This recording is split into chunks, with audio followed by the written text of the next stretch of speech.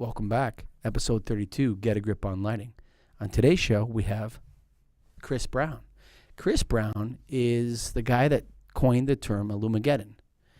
And he's had a long career in the lighting business. And for a long time, he's thought about the impact of LEDs on lighting distribution. So we had a great chat with Chris. And we talked about the future of lighting distribution, where this industry is going, the matrix, and a bunch of other things. So, hey, Chris, thanks for coming on the show. Really enjoyed it. This episode of the podcast is brought to you by LumaNext. Go to LumaNext.com, lumanext.com. Who is LumaNext, man? I mean, I've never heard of them until very recently, and Greg's never heard of them, but let's tell you a little bit about them. LumaNext is a provider of power management systems and smart lighting based on low-voltage DC microgrids and proprietary power distribution solutions. LumaNext is poised to revolutionize power management and lighting in the retail, industrial, and office environments, single-handedly eliminating the need for dangerous high-voltage power grids, costly electrical contracting services, frequent maintenance, and bulb replacement. LumaNext helps customers reduce their energy costs by up to 70% while providing a lightweight, maintenance-free system that provides more light than traditional systems. It uses safe and efficient low voltage power source. Go to lumanext.com. That's LumaNext.com. The LumaNext platform is comprised of a fully integrated system of smart power servers, power routers, storage, connectors, control and networking modules, sensors and control, and analytic software.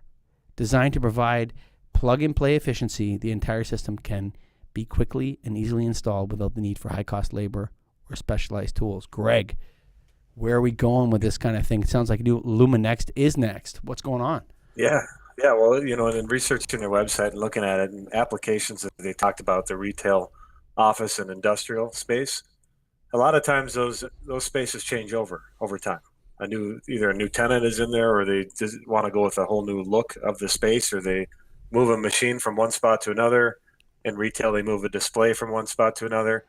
And when they do that, a lot of times the lighting is not in the right place. So by having an easy to maintain and move system like this, that saves you a ton of money down the line.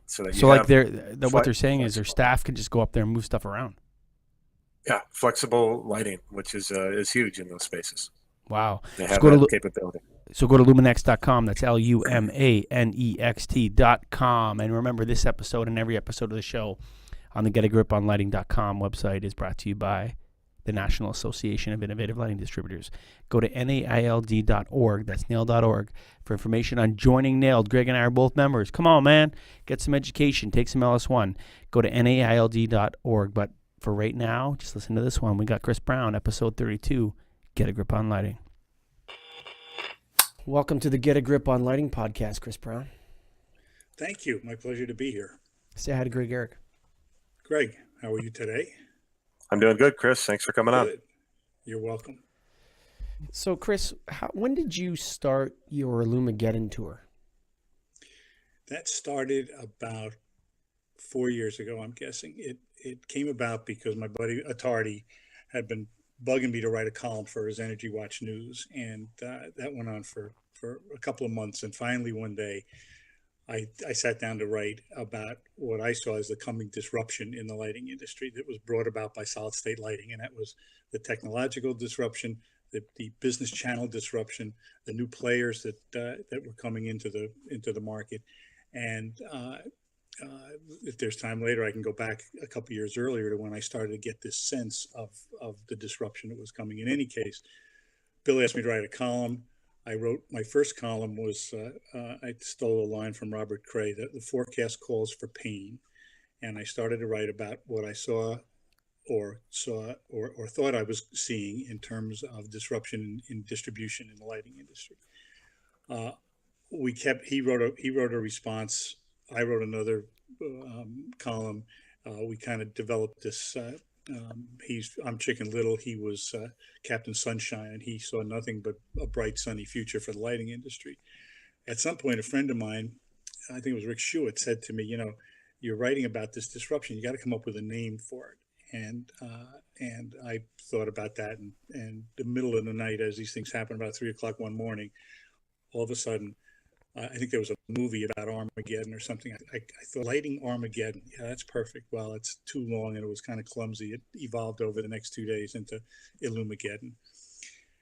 And that seemed to get some attention because I think people in the business were starting to feel some of the unease that they're feeling at a much greater level today, I think, about, again, the influx of new players, new business models, but particularly understanding this disruptive technology. So Attardi and I had fun with it. We gave a couple of presentations to IMARC and IES and people like that. And until I guess it was about 2 years in that I think I finally converted him to seeing that this disruption was real and it was threatening, but also it was creating opportunity. And that's where I evolved from Illumigeddon being the end of traditional lighting as we've known it to Illumitunity, which he still can't pronounce without stumbling over it, but Illumitunity being the opportunities that this disruption was presenting to people who were ready to take advantage of it. And so what did you get right about Illumigeddon? I'm calling it your tour, Chris. I'm calling it your tour because it's kind of like you went on a 3-year run with Illumigeddon, I kind of feel like, and now you're ready to move on from it. Would that be right? I am ready to move on from it. I have moved on, but because I do see some opportunity that I didn't see before. I think Illumigeddon was right in the fact that we've seen some real issues in not just in distribution, but in manufacturing and distribution, and brought about now by the second layer of disruption, which is IoT. And I think my wake up call was the day that Cisco announced the digital ceiling, and I think that was November, December of 2015, and all of a sudden Cisco, who had been, and this in retrospect was a signal that I didn't miss, but I didn't quite understand. Strategies in Light in 2014 or 15 went from having a traditional lighting industry speaker as keynote to having somebody from Cisco as a keynote speaker. And I think people were kind of shocked by that. Say, what's Cisco doing in lighting? Well, we didn't quite understand yet that lighting was going to be basically the backbone of IoT and connectivity.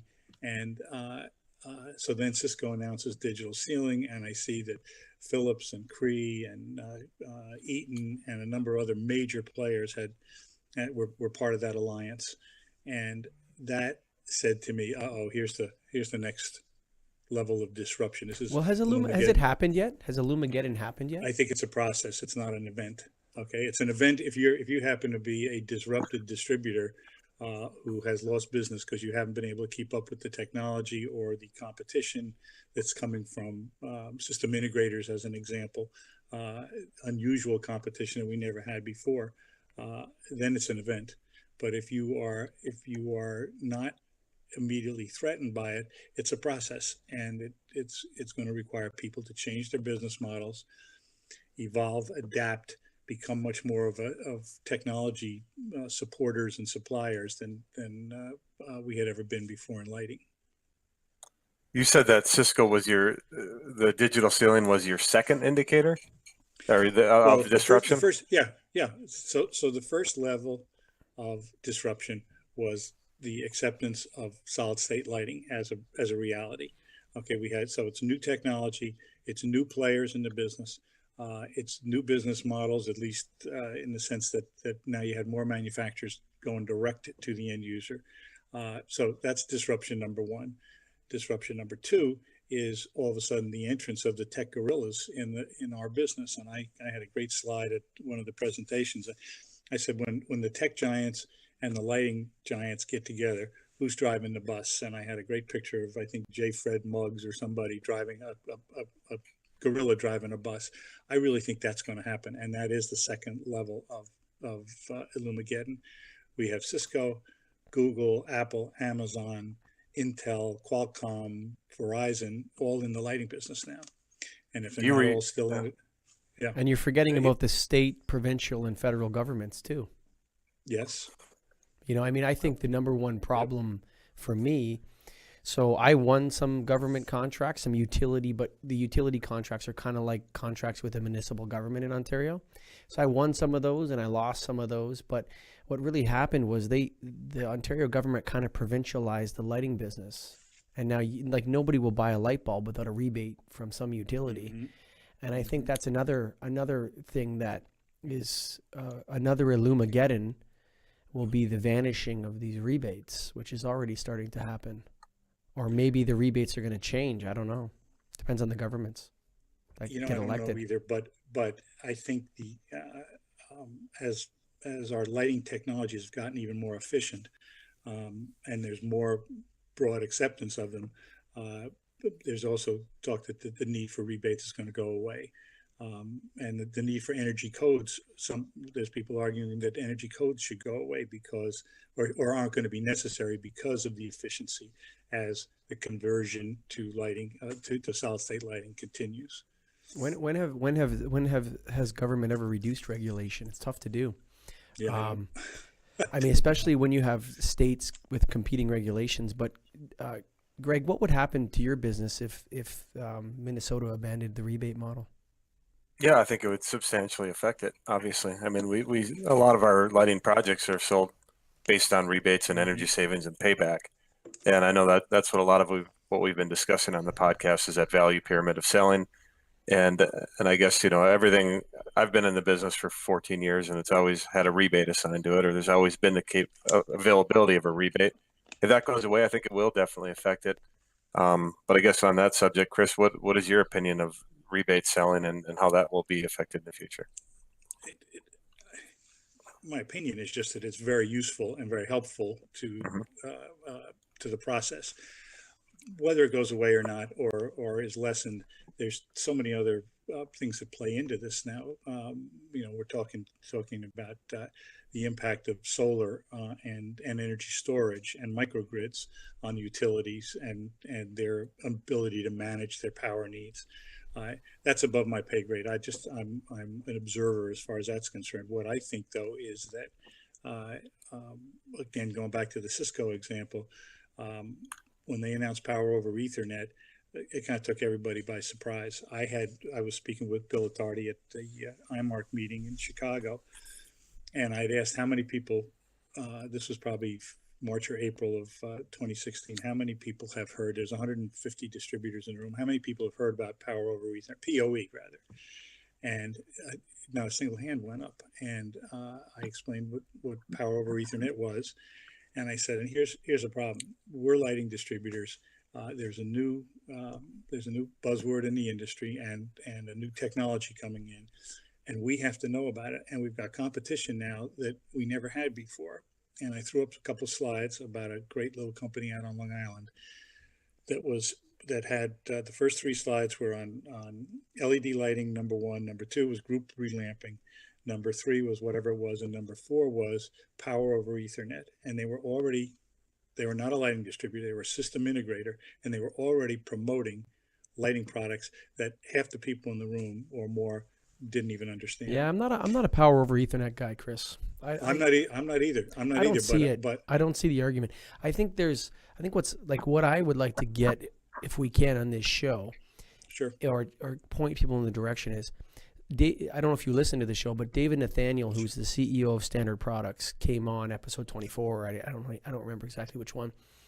And so he's he's the second largest lamp and ballast distributor manufacturer in Canada, and then the largest privately owned one. And he came on the show and he said his lamp and ballast sales are down 75% in 5 years, but he's made up for it in LED sales, fixture sales, and so on. I think there's another shakeout coming. I think there's going to be. I think Illumigeddon, the process is only about 30% of the way through. And I think the next 5 years are going to start, like what you've seen is the sickening of the patients. And I think now you're going to start to see them go through the death throes. Companies like Sylvania and GE and Philips, they're changing their names, they're selling their businesses, they're leaving. I think those are the canaries in the coal mine. I really believe that there's going to be a massive shakeout. And quite frankly, I can't wait for it in some senses, because I think there's too much competition in Toronto in the lighting business. But I don't have a feel for who is going to survive and thrive, and who is going to be able to manage this transition. I don't know, Greg, can you add a question to that, or do you know where I'm going with this? Yeah, I do. And you brought it up. So Chris, why don't you answer the question he brought up in terms of percentage of the Illumigeddon? What percent would you say we're at, and how much more is left to go? I would, as far as a percent, I wouldn't guess. I think your 5-year timeline is about right. I thought this was a 10-year process in the beginning. You mentioned GE, Sylvania, and Phillips. One of my questions to Attardi was, this was when they were either getting out of the lighting business, just selling off their business. I said, what do they know that we don't know? And I think what they knew was that this business was about to become hugely disrupted. I think it is not because of PoE, but because of IoT, and the fact that I do think lighting is going to be is critical. Lighting is going to be the backbone for IoT. I think there's inevitability there. It's not a question of how long it's going to take. It's going to happen. And we have a name for that. Right now. We have a name for that on the show. And you do? What is that? It's called the Matrix. Lighting is going to be the Matrix. You're going to walk through the internet like what's that guy's Neo?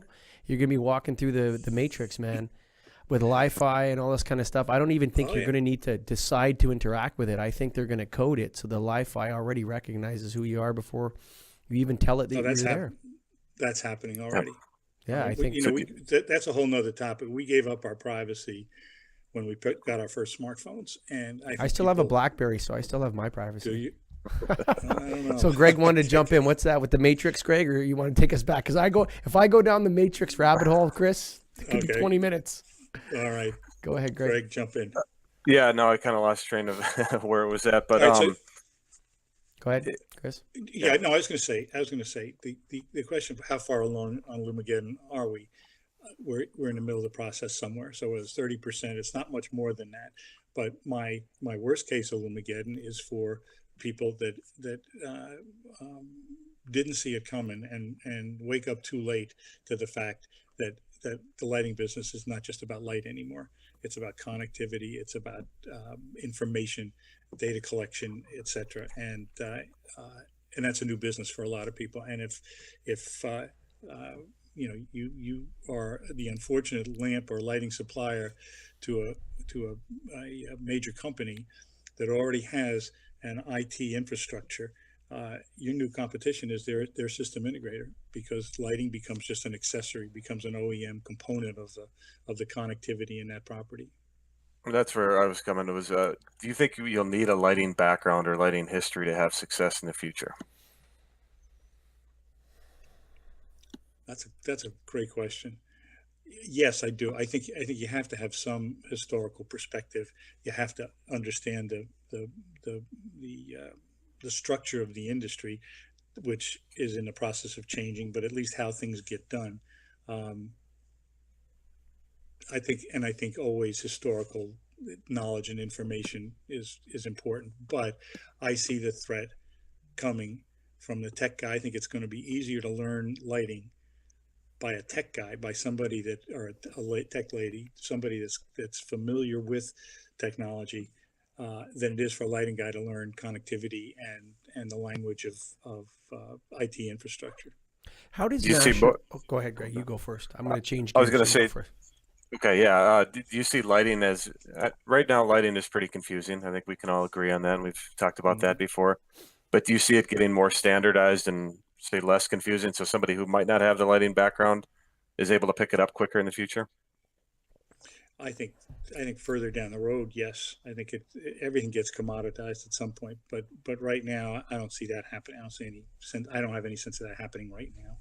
I think there's so much new, so much information that has to be gathered, so much to learn. The new language of lighting is one thing, but just knowing that you can recognize Wi-Fi and Bluetooth and any of the other technologies, can you explain it well? Can you sell it? And can you do a better job of doing that than the guy that's already doing that?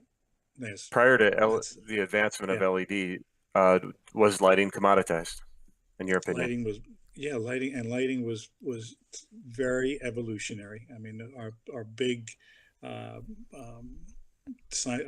technological changes were Wattmeiser fluorescence and then halogen light bulbs and until LED. Again, everything was just evolutionary and very slowly evolutionary. I said until about 10 years ago, this was a stodgy, very predictable, pretty unexciting business. The business part of it, the business itself, the business of business, still always exciting, but lighting did not have the sizzle that it does today. But I can tell you from my own experience that even though, I entered it when it was in that environment, it still wasn't straightforward, and it wasn't easy to understand. It took a lot to really get a good understanding of lighting. So I guess that's kind of to my point, is that even if it does get to where we felt it was, you still need to have lighting knowledge to really have success, in my I don't opinion. disagree. It's going to, I agree with you. It's going to certainly give you an advantage, but an advantage against who or whom? Sure. Are we going to be competing with manufacturers directly? We already are. We already are. Come on, Competing, man. or are we going to be competing with system integrators? We already are. The distributor of tomorrow has got to be a solutions provider, not just a product supplier. Distributor. So I wonder if that word is even necessary anymore. Go ahead, Greg. Do you That's think, the right word. then touch it into the channel, and that's what we are as lighting distributors, do you feel that to be successful in the future as a distributor, you almost need to have a service arm or a contracting arm so that you can do everything that we're talking about, what will happen with that lighting? I think you're much more likely to survive and thrive if you are able to be a start to finish solutions provider. You can specify the product, you can finance it or arrange for financing, you manage the rebate process, you install it, you commission it, you maintain it, you'll retrofit it when the time comes. Do you see the But model you gotta- being that you you gotta- should, yeah, do you think as a distributor? You either have to have that in-house or you have to have those alliances. Perfect. Oh, that's my question is, and what do you feel, in your opinion, is a better way to run it? In-house or having partners? I think I would rather have partners who are already doing it and doing it very well. And I think outsourcing that with close relationships, and the best partner is going to be a guy who's already embedded at your client. Mhm. So I would look for their electrician, their contractors, their IT people. But I wouldn't try and build an organization at this point. If you've got an organization and it includes electrical contracting skills and maintenance skills, wonderful. If you haven't, go find somebody that's doing it already and make a deal with them. Sure. Well, I mean, so just to change gears on that a little bit, there's been a lot of I don't know if you follow the sanctions that the U.S. government has been putting on ZTE and Huawei, these Chinese electronics manufacturers, because they make a lot of other stuff outside of phones. Is there some national security interests that are affected by IoT and made in China, and almost all lighting products are made in China now? I mean, outside of certain manufacturers, is there a national security issue here? Absolutely, there is. I was at Light Fair. I had a conversation with somebody who had just come from a conference where they were talking about the fact that baby monitors that are internet connected have been feeding information back to China. Now, I'm not a conspiracy theorist or paranoid. I'm just saying that I think that we have taken so much of the great leap in technology of the last 10 years or 20 years for granted. And I think there's absolutely security risks. I don't know what you do about it. I have no idea. And the tariff thing is again, that's not anything I'm going to express an opinion on. I don't know how it's going to impact the lighting industry, but I think security in everything we do is becoming more and more critical. Yeah, so there used to be a factory for T8 tubes in Oakville, Ontario, and they moved it to somewhere in Pennsylvania or something like that. And the guy that was shutting the plant down, I had a conversation with him, and he said that NORAD, which is the North American Air Defense Command, now this is all hearsay, so I'm not privy to any military documents or anything like that, said that the only lamp that the North America needs if it goes to war is the F-32 T8 841K. So that's the only one we need to make, right? and that's the military strategic lamp, and so they'll never stop making those. This is pre-LED. I think they say, well, if you don't have any clothing manufacturing, what are you going to go to war in? How are you going to fight in the dark if there actually ends up being a conflict between the United States and China? It won't be a traditional war. It'll be probably more like a technology war or a trade war, something like that. Should the American government be encouraging lighting manufacturers to set up shop in the United States? That's kind of a loaded question. Yeah, sure. I loaded it up for you. Yes, they should. They Yes, should. they should. Okay. All That right. answers What about Mexico? But the problem is, it's not the manufacturing, it's the components. I think that we've got to be concerned about. Oh yeah. And where are they going to come from? I think yes, they should is the answer. Will they ever? I don't think so. I think that there's some real world realities here that people are going to go where they can get the best price and the best product available. And keep your friends close and your enemies closer, or whatever that expression was. I don't know how you make sure that your components haven't been somehow tampered with, or there'd be something in it that we don't know about. But again, I leave that to the survivalists and other people to try and figure out and worry about. That's not my concern at this point. I want to survive. I don't know if that makes Well, so me do I, but I'm not survivalist. worried about.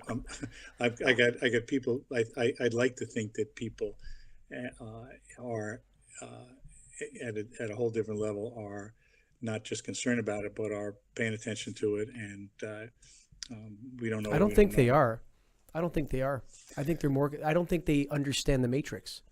I don't think they understand how quickly this industry is, and what industry is more pervasive, and what industry is more easily to create this kind of stuff than the lighting business.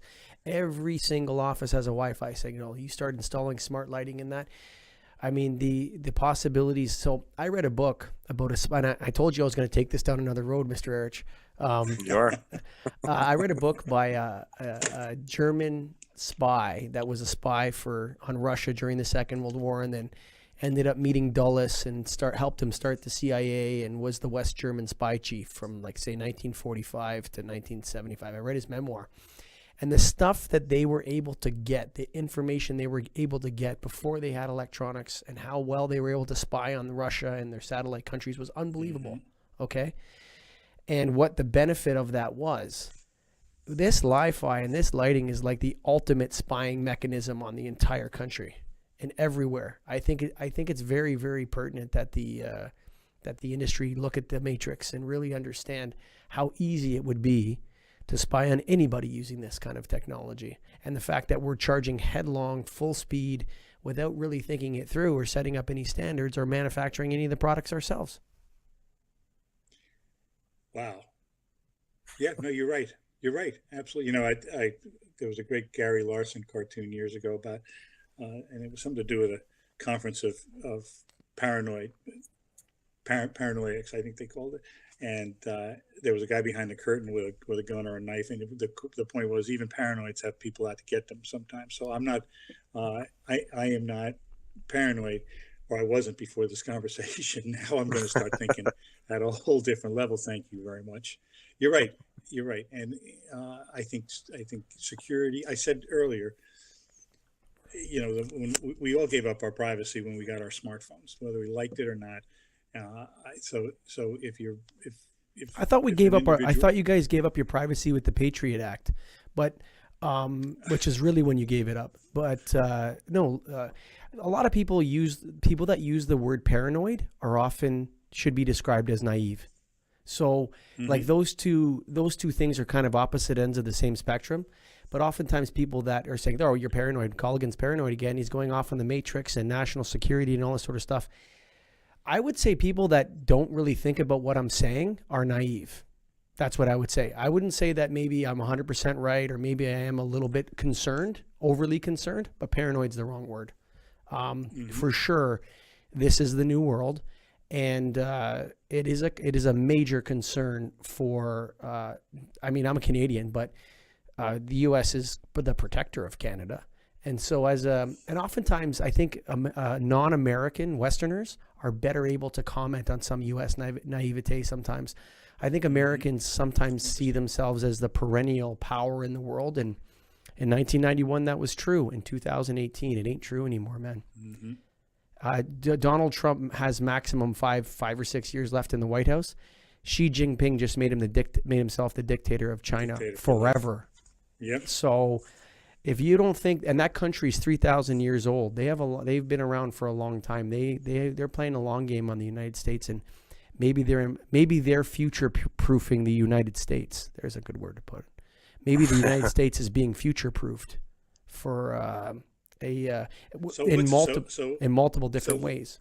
So what's your suggestion, your solution for this, the very legitimate concern you have? What would you propose to do? Okay, the first thing I would Yeah. stop making states allowed to make their own energy laws, and I would go right to Washington and I would say, okay, what is our national strategy for this? And lighting is in there, cell phones is in there, cell towers, Huawei, ZTE, all these companies. Okay, we need to really look at this for a second before, listen, China has a lot of smart people, okay? And it's a huge country. And there's a lot of things going on there. And, Taiwan is in their sphere and Hong Kong is in their sphere.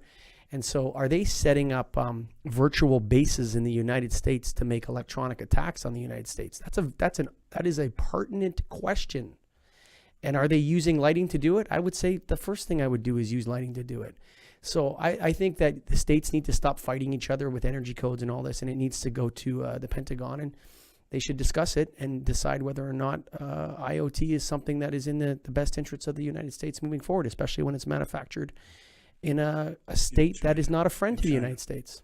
Mm-hmm. I mean, China and America have a trade-based relationship, but they're not friends. They are enemies on multiple different fronts. And the most powerful man in the world is the president of China, not the president of the United States. Going back to your point though about about connectivity, I said earlier that I think IoT is inevitable. Everything's going to be connected. We started to do it. The fact that we don't need our toaster and our milk shelf to be connected to our Amazon Prime to order milk or replace the toaster or whatever is beside the point. I think ultimately everything's going to be connected. Your point though, it should be more of a public discussion, because I don't know how you stop inevitability, and but that's a question that should be asked to some of the major manufacturers in the United States themselves. If they haven't thought about this and been concerned about it, they need to be.